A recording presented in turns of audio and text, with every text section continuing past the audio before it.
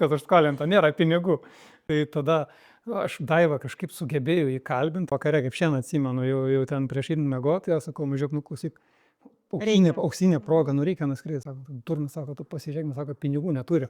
Į Torontą nuskristi bilietą, gal, žinai, ten 600-700 eurų vienas, plus viešbutis, plus kitas. Gerai, surandom tas pinigus, nusiperkam. Čia galvoju ne tai, kad nemokamas, bet tiesiog žmogus buvo tas, kuris irgi lygiai taip pat nuo nieko praėjo ir kuris turi patent jas.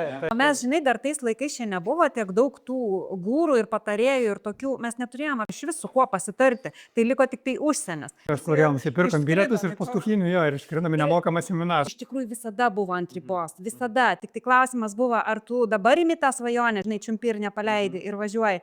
Tu dabar turi daug energijos, tu dabar turi norą, tu dabar matai tą galimybę. Tai arba tu imi, arba neimi, arba tada sėdi ant sofos, nedarai klaidų, neprarandi pinigų ir taip toliau.